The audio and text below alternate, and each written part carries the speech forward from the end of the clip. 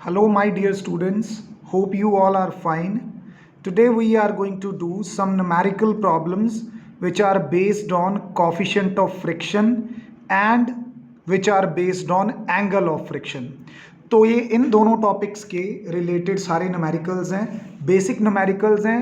अगर ये चीज़ें समझ में आएंगी तो ही आप फ्रिक्शन की बाकी प्रॉब्लम्स को टैकल कर पाओगे। तो चलिए फर्स्ट प्रॉब्लम पे चलते हैं। A block of mass 2 kg is placed on the floor. 2 kg का मास है, फ्लोर पे रखा हुआ है। The coefficient of static friction is 0.4। जो कॉफिशिएंट ऑफ फ्रिक्शन है म्यू, उसकी वैल्यू कितनी दे रखी है? 0.4। ए force of 2.5 Newton is applied. ये जो फोर्स दे रखी है ये कितनी अप्लाई की है हमने? 2.5 न्यूटन की फोर्स अप्लाई की है। Right. Calculate the force of friction between the block and the floor. तो ब्लॉक और फ्लोर के बीच में, ये जो ब्लॉक है और ये जो फ्लोर है, इसके बीच में जो फोर्स ऑफ फ्रिक्शन है वो कितनी होगी उसको पता करो।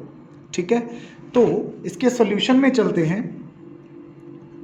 सॉल्यूशन में सबसे पहले हम क्या निकालेंगे? मैक्सिमम फोर्स निकालेंगे जो इसके ऊपर काम करेगी। कौन सी? मैक्सिमम फ्रिक्शन की फोर्स। फोर्स तो हमने अप्लाई कर दी, पहले ये तो देख लें कि फ्रिक्शन की फोर्स कितनी काम कर रही है।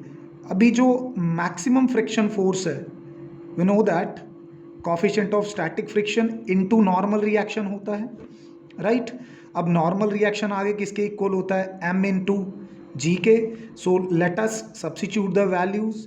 कोफिशिएंट ऑफ स्टैटिक फ्रिक्शन 0.4, मास इसका 2 है और g की वैल्यू 9.8 यूज़ कर लेते हैं। तो यहाँ से हमारा कोफिशिएंट ऑफ स्टैटिक फ्रिक्शन, ये 0.4 यूज़ करने के बाद maximum value of friction force कितनी आ जाती है? That comes out to be 7.84 newtons. अब मुझे एक बात बताओ, मैक्सिमम फ्रिक्शन आपको कितना ऑफर हो रहा है? यहाँ पे फ्रिक्शन कितना ऑफर हो रहा है इसकी वजह से? 7.84 न्यूटन। और आप फोर्स कितनी अप्लाई कर रहे हो? 2.5। तो क्या ब्लॉक मूव करेगा? नो, क्योंकि आपकी अप्लाइड फोर्स फ्रिक्शन से कम है। So block doesn't move. Right. इसके अलावा आपको एक चीज और पता है, जो फ्रिक्शन फोर्स है वो हमने डिस्कस किया था, वो क्या है? सेल्फ एडजस्टिंग फोर्स है। तो अगर वो सेल्फ एडजस्टिंग फोर्स है तो इसका मतलब यहां पे जो फोर्स ऑफ फ्रिक्शन हो जाएगी वो दरअसल अप्लाइड फोर्स के बराबर ही हो जाएगी। क्यों? ये तो हमने मैक्सिमम वैल्यू निकाली और वो हमारी अप्लाइड फोर्स से कम है। तो इसका मतलब जिस स्टेज पे हमने फोर्स 0 से बढ़ा के 2.5 तक लाए होंगे तो इसकी फ्रिक्शन फोर्स भी उस टाइम पे 2.5 होगी। राइट। ये तो मैक्सिमम वैल्यू निकाली जो फ्रिक्शन ऑफर कर सकता था, लेकिन की कितनी इसने खुद को एडजस्ट करके कम करके? उतनी ही जितने के लिए इसके ऊपर अप्लाइड फोर्स काम कर रही थी। राइट। तो जिस हालत में आपकी applied force maximum offered friction से कम हो उस केस में ब्लॉक मूव नहीं करेगा, और तब तक उस केस तक आपकी जो फ्रिक्शन फोर्स है वो सेल्फ एडजस्टिंग नेचर की रहती है। तो फोर्स ऑफ फ्रिक्शन किसके बराबर मिलती है आपको? अप्लाइड फोर्स के। तो वो कितनी आ गई? 2.5 न्यूटन। अगली प्रॉब्लम पे चलते हैं। A block of weight 20 newton is placed on horizontal table and a tension T, जिसको बढ़ा के मैक्सिमम कितना किया जा सकता है? 8 न्यूटन का, before the block begins to slide, जब तक ब्लॉक मूव करना स्टार्ट ना कर दे। यानी कि तब तक आपकी कौन सी फ्रिक्शन फोर्स काम कर रही है? लिमिटिंग फ्रिक्शन फोर्स काम कर रही है। राइट। फिर वो क्या कह रहा है? एक फोर्स 4 न्यूटन की है जो इस ब्लॉक को मूव कर सकती है कांस्टेंट मोशन में। इसका मतलब यहाँ पे कौन सी फोर्स, यहाँ पे कौन से फ्रिक्शन की बात हो रही है? काइनेटिक फ्रिक्शन की बात हो रही है। तो हमसे स्टैटिक और काइनेटिक फ्रिक्शन का ही कोफिशिएंट पूछा है, तो इसका सॉल्यूशन कोई मुश्किल नहीं है। देखो, एक बात तो सीधी सीधी समझ आ रही है, यहाँ पे ब्लॉक ना हवा में उड़ रहा है ना ज़मीन में धस रहा है। इसका मतलब आर किसको बैलेंस कर रहा है? आर बैलेंस कर रहा है एम जी को। राइट। तो फर्स्ट इक्वेशन, अच्छा, और ये एम जी अपना किसके इक्वल है? 20 के। तो ये बन गई फर्स्ट इक्वेशन। ऑल्सो हमने जब टेंशन बढ़ाते बढ़ाते 8 न्यूटन कर दी तो ब्लॉक बिगिंस टू स्लाइड था, मतलब बस उससे एक मोमेंट पहले का। तो उस टाइम पे इस पे कौन सा फ्रिक्शन काम कर रहा होगा? लिमिटिंग फ्रिक्शन काम कर रहा होगा, यानी कि एफ एस मैक्स, वो टेंशन के बराबर और वो टेंशन कितनी है 8 न्यूटन की, राइट। अगर अभी हम यहाँ पे इन दोनों को डिवाइड कर दें, राइट, कैसे, मैं एफ एस मैक्स को आर से डिवाइड कर दूं तो मेरे पास क्या बनता है, it comes out to be 8/20। इसको सॉल्व करूं तो 4/10 यानी कि 0.4 बन जाएगा, right. F S max by R क्या देता है आपको, कॉफिशिएंट ऑफ स्टैटिक फ्रिक्शन ही तो देता है, शायद यही आपको फाइंड आउट करना था। फर्स्ट आंसर आपका ये आ गया। उसके बाद अगर हम फोर्स 4 न्यूटन की लगाते हैं, मतलब ये टेंशन 4 न्यूटन की है, तो उस केस में इसके पास कौन, तो ये मूव करता है और इसके पास कौन सा फ्रिक्शन होगा, काइनेटिक फ्रिक्शन होगा। इसका मतलब अगर मैं फिर से ये चीज़ लिखूं कि आर तो अपना चलो 20 के ही बराबर है, लेकिन यहाँ पे काइनेटिक फ्रिक्शन की बात करूं तो वो इन सेकंड केस जो मुझे टेंशन दे रखी है 4 उसके बराबर है, तो एफ के यहाँ पे 4 के बराबर हो गया। इसको इक्वेशन 3 बोल देते हैं। Now if I divide equation 3 by equation 1, यानी कि एफ के को आर से डिवाइड करूं तो क्या बनता है, that comes out to be 4/20 और 2/10, तो ये कितना हो जाएगा 0.2। अब kinetic friction by normal reaction क्या होता है, कॉफिशिएंट ऑफ काइनेटिक फ्रिक्शन, तो ये कितना आ जाएगा 2 आ जाएगा। देखो बहुत सिंपल न्यूमेरिकल प्रॉब्लम्स है। जब तक 8 न्यूटन की टेंशन लग रही थी तब तक ये बिगिंस टू स्लाइड था, मतलब उस टाइम पे कौन सा फ्रिक्शन एग्जिस्ट कर रहा था, लिमिटिंग फ्रिक्शन। लेकिन जब 4 न्यूटन की लगाई उसके बाद आफ्टर दैट तो ये मूव करने लगा, तो इसके पास कौन सा फ्रिक्शन होगा, काइनेटिक फ्रिक्शन होगा। तो उसी की हेल्प से मैंने कॉफिशिएंट ऑफ स्टैटिक और काइनेटिक निकाल दिए। आगे चलते हैं। A force of 49 newton is just sufficient to pull a block of wood weighing 10 kg on a rough horizontal surface, just sufficient. तो ये जो इसका मतलब 49 न्यूटन की फोर्स है, ये बेसिकली इसके फ्रिक्शन के ही बराबर है। Calculate the coefficient of friction and angle of friction. तो इसका सॉल्यूशन तो मुश्किल है ही नहीं। हमें पता है कि जो कॉफिशिएंट ऑफ फ्रिक्शन है वो फोर्स ऑफ फ्रिक्शन और नॉर्मल रिएक्शन के बराबर होता है। यहाँ पे उसने कहा है कि 49 न्यूटन की फोर्स जस्ट मूव करवाने लगती है। इसका मतलब उस केस में आपकी जो अप्लाइड फोर्स है वो फ्रिक्शन फोर्स के बराबर है, राइट। और इसीलिए एफ की वैल्यू मैंने 49 पुट की। मतलब ये बात पक्की है कि अगर बिगिंस टू स्लाइड है तो फोर्स ऑफ फ्रिक्शन और अप्लाइड फोर्स बराबर होंगी। और आर यहाँ पे किसके बराबर होगा, एम जी के। आर किसके बराबर होगा, एम जी के। मास उसका कितना दे रखा है 10 kg, राइट। और जी की वैल्यू कितनी यूज़ कर लेते हैं 9.8, डेसिमल हटाऊंगा तो ऊपर 10, ये बन जाएगा आपका 1/2। म्यू अगर यहाँ से सॉल्व करके 1/2 बनता है, इसका मतलब क्या आ गया 0.5। तो कॉफिशिएंट ऑफ फ्रिक्शन की वैल्यू 0.5 आ जाती है। आगे कहा क्या कहा है, angle of friction. Angle of friction अगर आपको डेरिवेशन याद हो tan थीटा, तो किसके बराबर होता है म्यू के। वो बेसिकली हमारे पास कितना है 0.5। तो यहाँ पे अगर मैं tan इनवर्स 0.5 फाइंड आउट करूँ तो वो मेरा क्या आएगा, एंगल ऑफ फ्रिक्शन। तो इसको चाहे यहीं पे छोड़ दो, अगर हम इसकी वैल्यू फाइंड आउट करने की कोशिश भी करें नेचुरल टेबल से तो ये लगभग 26 डिग्री 34 मिनट्स के बराबर होती है। तो आपके दोनों आंसर्स यहाँ पे एक्सेप्टेबल है, right. Next, a cubical block rest on a inclined plane जिसका कॉफिशिएंट ऑफ फ्रिक्शन 1/√3 है। Determine the angle of inclination when the block just begins to slide down. जब वो स्लाइड डाउन करना शुरू कर देगा उस केस में जो आपका tangent of angle of repose होता है, मतलब एंगल ऑफ इंक्लिनेशन होता है, वो डायरेक्टली किसके इक्वल हो जाता है, आपके कॉफिशिएंट ऑफ फ्रिक्शन के। अब कॉफिशिएंट ऑफ फ्रिक्शन अपने को दे रखा है यहाँ पे 1/√3। अब अगर मैं यहाँ से अल्फ़ा कैलकुलेट करने की कोशिश करूँ तो वो क्या आएगा मेरा, that will come out to be alpha is equal to tan inverse 1/√3। अब tan किस वैल्यू के लिए 1/√3 देता है, 30 डिग्री के लिए। इसका मतलब उस केस में एंगल ऑफ इंक्लिनेशन कितना था, 30 डिग्री था। इसी तरह अगली प्रॉब्लम पे चलते हैं, बहुत सिंपल है। एक मास है 4 kg का, हॉरिजॉन्टल प्लेन पे पड़ा है। प्लेन को धीरे धीरे ऐसे ऊपर उठाया गया और 15 डिग्री के एंगल पे आके वो जस्ट स्लाइड करने लगा, तो कॉफिशिएंट ऑफ स्टैटिक फ्रिक्शन कितना होगा। अपने को पता है जस्ट बिगिंस टू स्लाइड हो जाए तो कॉफिशिएंट ऑफ स्टैटिक फ्रिक्शन जो है वो अपना एंगल ऑफ रीपोज के बराबर हो जाता है, राइट।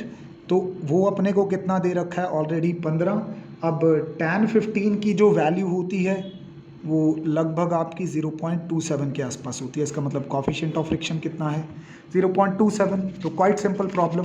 चलिए आगे बढ़ते हैं। आपके बेसिक स्ट्रॉन्ग करने के लिए बस ये, a body rolled on ice with velocity 8 metre पर second comes to rest after traveling 4 metre.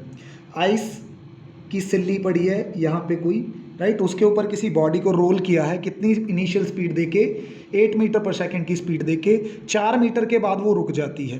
Compute the coefficient of friction. अब कॉफिशिएंट ऑफ फ्रिक्शन जो होता है वो friction force by normal reaction के बराबर होता है। बात समझो आप मेरी, क्या फाइंड आउट करना है आपने, कॉफिशिएंट ऑफ फ्रिक्शन। वो किसके इक्वल होता है, force of friction by normal reaction.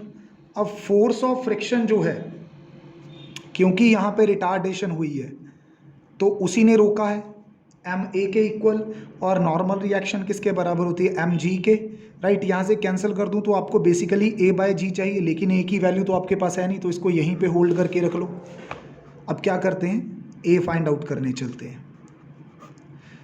यहाँ पे अगर मैं थर्ड इक्वेशन ऑफ मोशन लगा दूँ, v square minus u square is equal to 2as, तो फाइनल वेलोसिटी तो ज़ीरो है क्योंकि रेस्ट पे आया है। इनिशियल वेलोसिटी आपने 8 दी थी। एक्सेलरेशन आपको फाइंड आउट करनी है, डिस्टेंस उसने 4 मीटर ट्रैवल किया है। तो अगर इसको सॉल्व करें तो -64 बाय 4 2 8 ये आ जाएगा। एक्सेलरेशन आपके पास -8 मीटर पर सेकेंड स्क्वायर बचेगी। एक्सेलरेशन नेगेटिव आने का मतलब है कि रिटार्डेशन हुई है। तो अब म्यू की वैल्यू फाइंड आउट कर सकते हैं, 8 बाय 9.8। नेगेटिव क्यों नहीं लेंगे, वो तो बस जस्ट सिंबॉलिक है कि रिटार्डेशन हुई है। तो ये लगभग आपका कितना बन जाएगा, डेसिमल हटा के ऊपर 10, इसको सॉल्व करोगे तो 0.8 के आसपास आ जाएगा, राइट।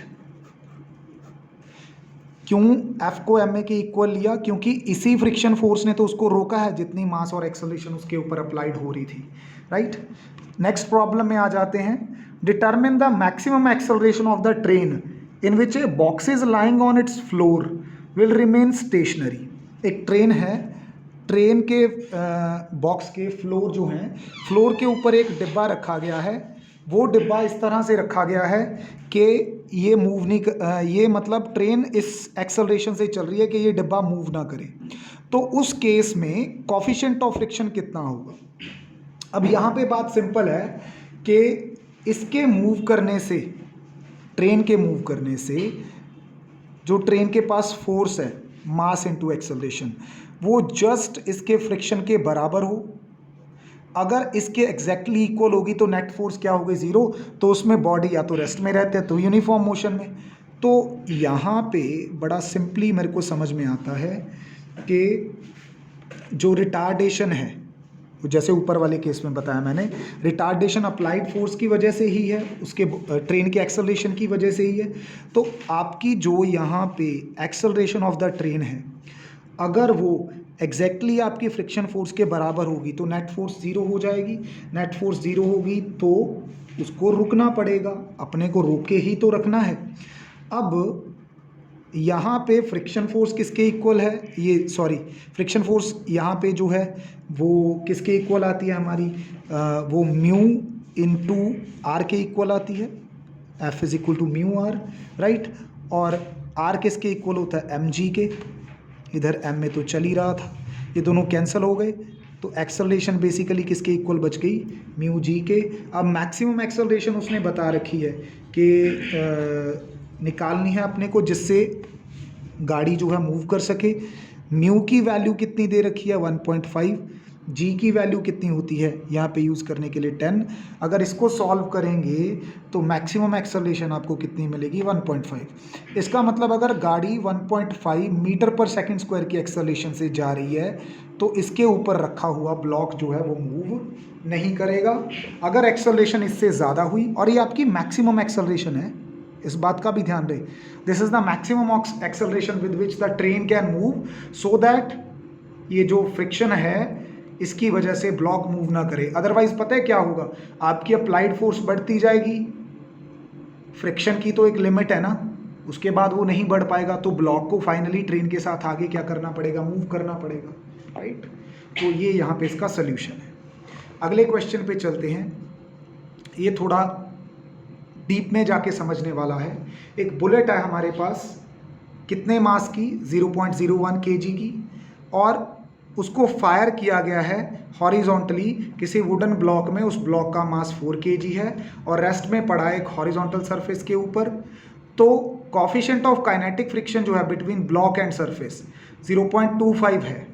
बुलेट जो है वो जब धंस जाती है ब्लॉक के अंदर तो दोनों का जो कॉम्बिनेशन बन जाता है वो 20 मीटर तक मूव करता है, आगे जाके फिर रेस्ट में आ जाता है। तो एक तो हमें ये बताना है यहाँ पे कि कितनी स्पीड के साथ वो ब्लॉक के पास स्ट्राइक किया हो।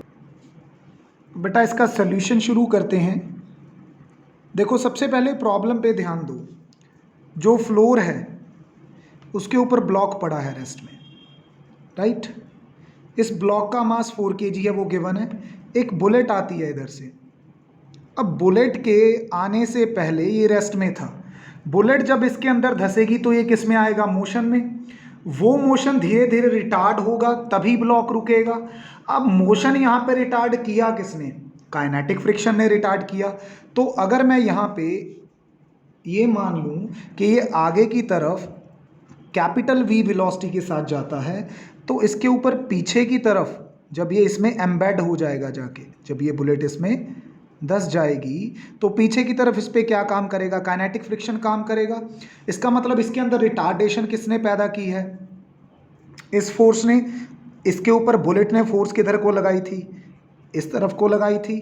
तो अगर यहाँ पे बात की जाए किसकी, नेट फोर्स की, तो नेट फोर्स जो है इसके ऊपर कैसे निकालेंगे, जो इसकी अप्लाइड फोर्स है वो फ्रिक्शन फोर्स के बराबर होगी, तभी इसमें रिटार्डेशन आई होगी। तो इसका मतलब मुझे यहाँ पे फ्रिक्शन फोर्स को किसके बराबर रख लेना चाहिए, अप्लाइड फोर्स, उसके नेट फोर्स के बराबर रख लेना चाहिए, राइट। अब यहाँ पे ये जो फ्रिक्शन, काइनेटिक फ्रिक्शन है, ये कितना काम करेगा। काइनेटिक फ्रिक्शन अपना होता है म्यू के इंटू आर, और नेट फोर्स किसके बराबर होती है, नेट फोर्स बराबर होती है टोटल मास। मास किसका, एक तो ब्लॉक का और साथ में किसका, बुलेट का, और साथ में क्या आ जाती है इसकी एक्सेलरेशन ए। अब यहाँ पे रिएक्शन अगर देखेंगे तो वो भी क्या होगी, कैपिटल M प्लस M। क्यों, रिएक्शन टोटल ऊपर को उतनी ही लगती है जितना नीचे को इसका वेट होता है। अब वेट इसका कितना होगा, जितना ब्लॉक का मास है, बुलेट इसके अंदर धंस चुकी है, इंटू जी। यही आपका रिएक्शन के बराबर होगा ना। तो इसको मैं यहाँ पे इसके बराबर रख लेता हूँ और ये फाइनली मेरा किसके बराबर आ जाएगा, M प्लस M इंटू ए के, राइट। अब यहाँ से अगर इसको सॉल्व करें, साथ में R equal to M into g भी होता है, ये टर्म तो यहाँ से कैंसिल हो गई। तो A अल्टीमेटली मेरे पास किसके इक्वल बचा, coefficient of kinetic friction into g के, into g. Coefficient of kinetic friction कितना दे रखा है मुझे, दैट इज़ 0.25, और जी की वैल्यू के ऊपर हमें कुछ कहा है, नहीं कुछ नहीं कहा। तो कौन सी यूज़ करेंगे, 9.8 यूज़ करेंगे। इनको सॉल्व करके आंसर कितना आएगा, 2.545 मीटर पर सेकेंड स्क्वायर, राइट। तो इसका मतलब ये है कि बुलेट इसके अंदर धंसने के बाद जो इसकी वेलोसिटी v के साथ जी आगे चल रहा था, तो काइनेटिक फ्रिक्शन इसको धीरे धीरे स्लो करता गया और कितनी रिटार्डेशन देता गया, 2.45 मीटर पर सेकेंड स्क्वायर की। तो इसी रिटार्डेशन की वजह से ये फाइनली किस में आया होगा, रेस्ट में। तो अगर ये फाइनली रेस्ट में आया है तो किस वेलोसिटी से इसने चलना शुरू किया था वो निकाल लें बुलेट एम्बेड होने के बाद। तो थर्ड इक्वेशन ऑफ मोशन लगाता हूँ मैं, वी स्क्वायर, एक मिनट, v square minus u square is equal to 2as। Finally तो ये रुका है जाके ब्लॉक। इनिशियली कितनी स्पीड से चला होगा, जो आफ्टर कॉम्बिनेशन इसकी और ब्लॉक की और बुलेट की बन गई होगी, दैट वाज v, जैसे ही हमने कहा।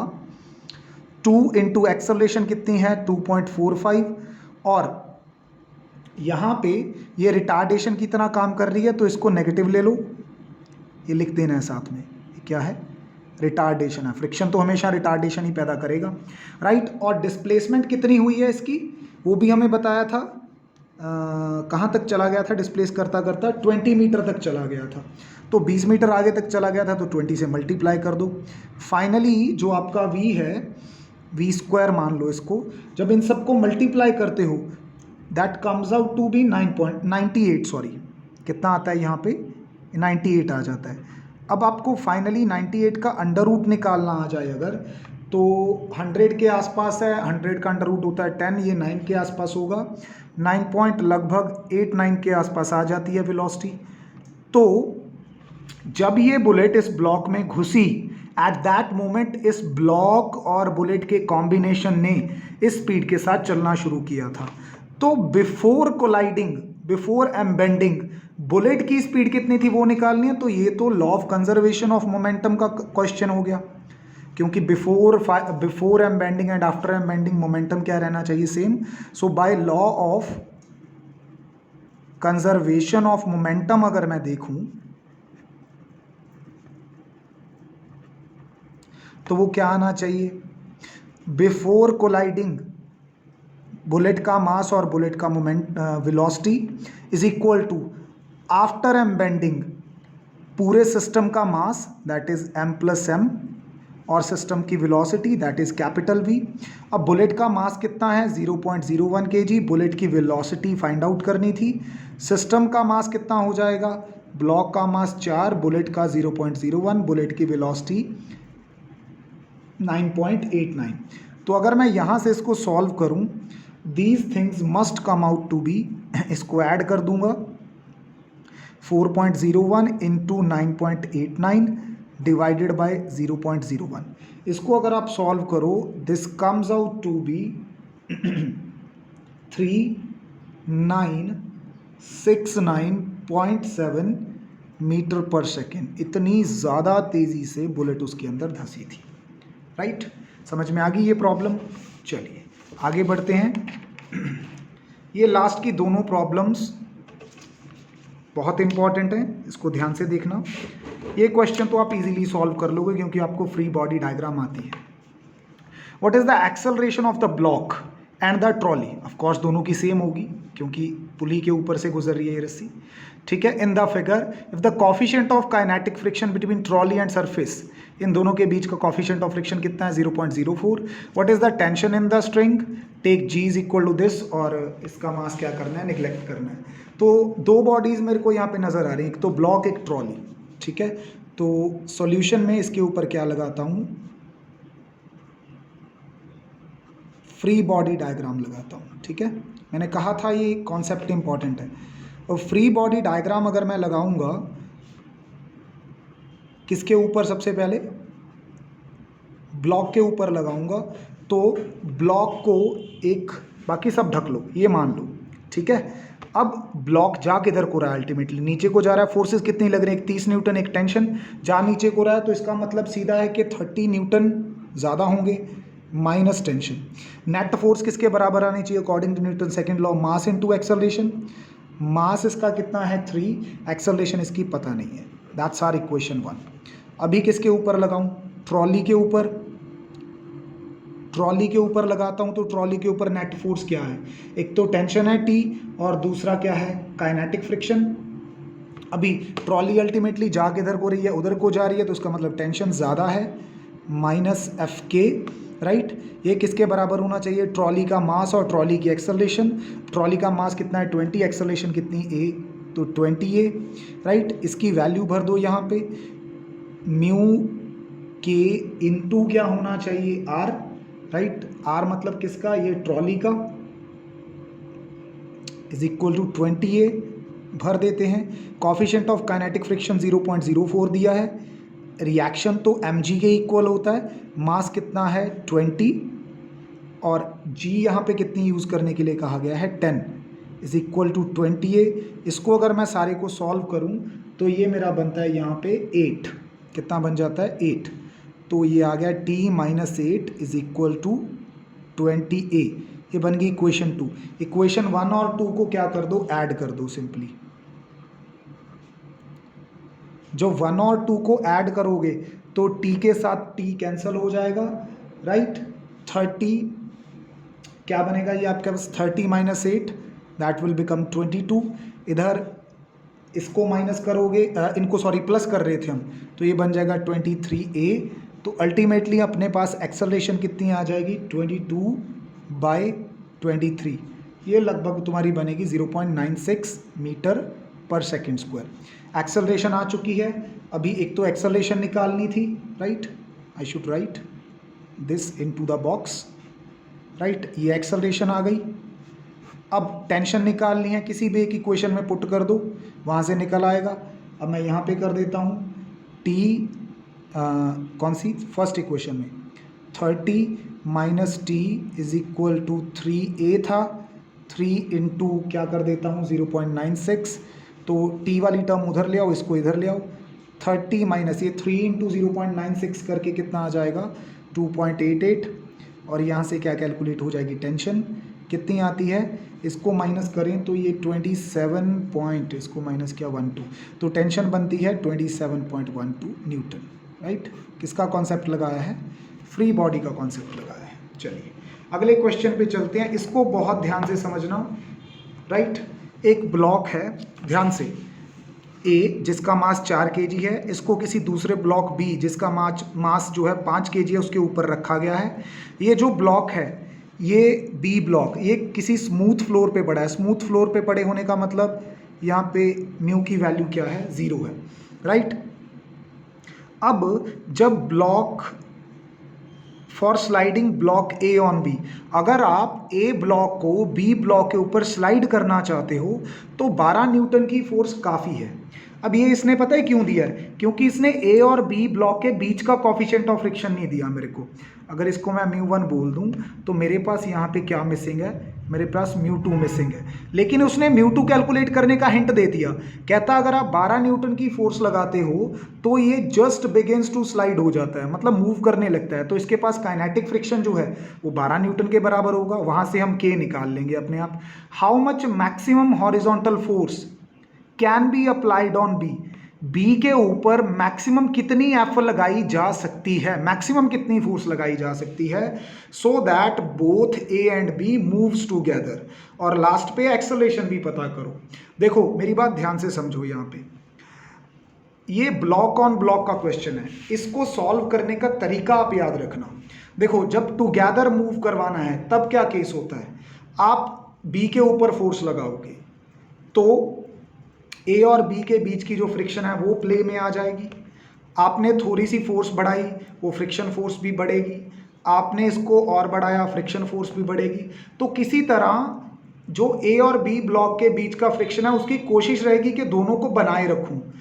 अब आप अल्टीमेटली एफ बढ़ाते जा रहे हो, फ्रिक्शन भी बढ़ता जा रहा है। आपके ऊपर फोर्स बढ़ाने के लिए कोई रिस्ट्रिक्शन नहीं है, लेकिन फ्रिक्शन की तो एक मैक्सिमम वैल्यू है ना, दैट इज लिमिटिंग फ्रिक्शन। अगर आपकी अप्लाइड फोर्स उस लिमिटिंग फ्रिक्शन से ज़्यादा हो गई तो फिर कुछ नहीं बचेगा वहाँ पे। फिर यहाँ पे क्या होगा कि आपका 5 kg का ब्लॉक आगे खिसक जाएगा और 4 kg का ब्लॉक पीछे गिर जाएगा। लेकिन अगर आपकी अप्लाइड फोर्स इन दोनों के बीच के जो मैक्सिमम फ्रिक्शन है उसके बराबर या उससे कम रही तो ये साथ साथ चलता रहेगा। तो इसको सॉल्व करने के लिए सबसे पहले मैं क्या करता हूँ, ये तरीका याद रखना बहुत इंपॉर्टेंट है जब भी एग्जाम में आ जाए। सबसे पहले तो μ2 की वैल्यू फाइंड आउट करता हूँ। आई नो दैट कि जब मैं 12 न्यूटन की फोर्स लगाता हूँ तो मेरे पास जो मैक्सिमम फ्रिक्शन ऑफर होगा, राइट, वो कितना होगा, जस्ट स्लाइड करवाने के लिए इतनी फोर्स लगती है।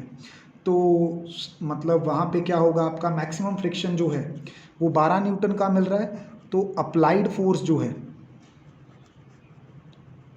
वो वहाँ पे आपके फोर्स ऑफ फ्रिक्शन के कम से कम बराबर तो होनी चाहिए ना, कम से कम एटलीस्ट इसके बराबर होनी चाहिए, राइट। तो अगर ये मूव करने लगता है इसका मतलब ज़रूर applied force force of friction के कम से कम इक्वल तो है। तो अप्लाइड फोर्स है 12, ये हो जाएगा अपना म्यू आर, म्यू यहाँ पे कौन सा μ2, राइट, μ2 आर किसके बराबर होता है mg के। यहाँ पे कौन सा मास ले रहे हैं, ये वाला, राइट। अब इसका मास कितना है यहाँ पे, ये है अपने पास 4 और g की वैल्यू यहाँ पे यूज़ कर लेते हैं। कुछ कहा है हमें? नहीं कहा, तो कुछ नहीं कहा तो इसको एज g ही रख के देख लें क्या बनता है। चलिए μ2 क्या बन गया, 4 3 12, 3/g बन गया। इसको यहीं पे संभाल के रखते हैं, राइट। अभी क्या करना है अपने को, अभी ये पता करना है कि ए ब्लॉक के ऊपर मैक्सिमम कितनी फोर्स लगेगी। अगर हमारी अप्लाइड फोर्स उसके बराबर या उससे कम रही तो टुगेदर मूव करेंगे। तो ए के ऊपर कितनी फोर्स लगेगी उसको निकालना है। अब ए के ऊपर कितनी फोर्स लगेगी मैक्सिमम, क्या लिखते हैं यहाँ पे, मैक्सिमम ए के ऊपर फोर्स तो सिर्फ फ्रिक्शन फोर्स लग रही है ना, और तो कुछ नहीं लग रहा। मैक्सिमम फ्रिक्शन फोर्स ऑन ए, इसके अलावा तो कोई फोर्स नहीं लगनी। अप्लाइड फोर्स तो आपने बी के ऊपर लगानी है, तो वो आप कैसे निकालोगे। F इज इक्वल टू इनके बीच में कोफिशिएंट ऑफ फ्रिक्शन μ2 और साथ में क्या आ जाएगा n, नॉर्मल रिएक्शन, राइट। μ2 आप ऑलरेडी निकाल चुके हो 3/g, और यहाँ पे इसका फ्रिक्शन फोर्स कितना होना चाहिए m इंटू साथ में क्या आ जाना चाहिए g के साथ g कैंसिल हो गया, राइट। 3 इंटू m, मास कितना है उसका 4, 12 न्यूटन। तो इसका मतलब ए और बी के बीच में आपको जो मैक्सिमम फोर्स मिल सकती है फ्रिक्शन की वो 12 न्यूटन मिल सकती है। अगर आपकी अप्लाइड फोर्स इसके बराबर या इससे कम हुई तो टुगेदर मूव करेंगे, इससे ज़्यादा हुई तो नहीं टुगेदर मूव कर पाएंगे। अब हमें कितनी अप्लाइड लगानी चाहिए वो किसके ऊपर डिपेंड करता है, एक्सेलरेशन कितनी पैदा कर सकते हैं उसमें वो निकाल के देख लें। अगर हमें पता चल चुका है कि ए के ऊपर मैक्सिमम फोर्स कितनी लग सकती है, तो ए बॉडी मैक्सिमम कितनी एक्सेलरेशन झेल सकता है बिना, मतलब दोनों को साथ में रखने के लिए जितनी फोर्स लग रही है उसके अंडर रह के कितनी एक्सेलरेशन मैक्सिमम अपने अंदर पैदा कर सकता है। तो किसके बराबर होगी, जितनी इसके ऊपर फोर्स लग रही है, राइट, और जितना इसका क्या है मास है। इसके ऊपर मैक्सिमम फोर्स कितनी लग रही है 12 और इसका मास कितना है 4, तो ये मैक्सिमम एक्सेलरेशन कितनी पैदा कर सकता है 3। इस एक्सेलरेशन के लिए ये दोनों टुगेदर मूव करेंगे, ठीक है। Blocks will move together. एक तो अपने को ये पता करनी थी कि वो मैक्सिमम एक्सेलरेशन कितनी है जिसके लिए ये टुगेदर मूव कर सकते हैं। अब नीचे वाले ब्लॉक पे आ जाओ, फोर्स तो आप इस पे लगा रहे हो, नीचे वाले ब्लॉक पे फोर्स कौन सी लग रही है, एक तो F लग रही है, राइट। दूसरी फोर्स कौन सी लगेगी यहाँ पे, दूसरी फोर्स लगेगी जब ये आगे को जाने लगेगा तो A जो है वो B के रिलेटिव मोशन को अपोज करेगा, तो ये उसके ऊपर एक फ्रिक्शन फोर्स इधर को लगाएगा। वो फ्रिक्शन फोर्स अल्टीमेटली कितनी होगी, जितनी इधर लग रही थी इसके बराबर। लिमिटिंग फ्रिक्शन तो लगाए ना एक, जितना इसके ऊपर लिमिटिंग फ्रिक्शन लग रहा था तो ये उतना तो उसके ऊपर लगाएगा। क्यों, बी आगे मूव करना चाहता है, ए और बी के बीच का फ्रिक्शन, ए जो फ्रिक्शन ऑफर कर रहा है बी को, ये कहेगा कि नहीं आगे मूव करना, क्योंकि फ्रिक्शन अपोजेस रिलेटिव मोशन। तो फॉर बॉडी बी अगर तुम फ्री बॉडी डायग्राम यूज करो तो इसके ऊपर एक तो फोर्स अप्लाइड F लग रही है, दूसरी इसके ऊपर कौन सी लग रही है, फ्रिक्शन फोर्स। और according to Newton second law net force आपकी किसके बराबर होनी चाहिए, उस बॉडी के मास के और उसकी एक्सेलरेशन के। तो अभी मैक्सिमम फ्रिक्शन फोर्स अपने को कितना ऑफर हो सकता है 12 का, उस बॉडी का मास कितना है 5 और एक्सेलरेशन उसको मैक्सिमम कितनी अलाउड है 3, तो ये बन गया 15। ये 12 उधर आके ऐड हो गया तो 15 + 12 कितनी बन गई 27। इसका मतलब आप मैक्सिमम इस पे कितनी फोर्स लगा सकते हो 20 न्यूटन की फोर्स लगा सकते हो। अगर टुगेदर मूव करवाना है तो उसकी कंडीशन मेरी क्या बन गई कि अगर फोर्स मेरी 0 और 27 के बीच में रहती है तो ब्लॉक्स जो हैं वो टुगेदर मूव करेंगे। क्या तरीका बताया, एक बार सम अप कर देता हूँ। सबसे पहले तो कई बार ये μ2 डायरेक्टली दिया होता है, कई बार ऐसे ट्रिकी से निकालना पड़ता है, ठीक है। ट्रिकी इक्वेशन यहाँ पे क्या है कि जो आप इसने कहा है कि अगर 12 न्यूटन की फोर्स लगाते हैं तो ये मूव करने लगता है। इसका मतलब ये 12 न्यूटन की फोर्स कम से कम फ्रिक्शन फोर्स के इक्वल तो होगी, उससे ज़्यादा भी हो सकती है। तो कम से कम इक्वल टू रख के मैंने μ2 की एक वैल्यू निकाल ली, अब ए ब्लॉक पे कौन कौन सी फोर्स लग रही है? ए ब्लॉक पे तो सिर्फ फ्रिक्शन फोर्स लग रही है। वो फ्रिक्शन फोर्स किसके बराबर होगी? μ2 इंटू आर के। आर किसके बराबर होता है? mg के। इसका मतलब इसके ऊपर मैक्सिमम फ्रिक्शन फोर्स कितनी लग सकती है? 12 न्यूटन की, राइट। तो इसका मतलब इसकी मैक्सिमम एक्सेलरेशन कितनी हो सकती है? 3 मीटर पर सेकेंड स्क्वायर। तो इतनी ही एक्सेलरेशन के साथ अगर दोनों को मूव करवाना है तो मैक्सिमम आप इतनी ही एक्सेलरेशन रख सकते हो, राइट। फिर ब्लॉक बी पे लगानी थी हमें तो फोर्स, तो इसके ऊपर फ्री बॉडी डायग्राम लगाई। फॉरवर्ड लग रही है अप्लाइड फोर्स, इसको आगे बढ़ने से कौन रोकेगा? ब्लॉक ए। क्या लगा के? फ्रिक्शन फोर्स अपोजिट डायरेक्शन में लगा के। तो इसके ऊपर फ्री बॉडी डायग्राम का कॉन्सेप्ट लगा के हमने मैक्सिमम अप्लाइड फोर्स निकाल ली। तो अगर आपकी फोर्स इस रेंज के अंदर रहती है तो ब्लॉक्स टुगेदर मूव करेंगे। So this is all about today's session. Thank you.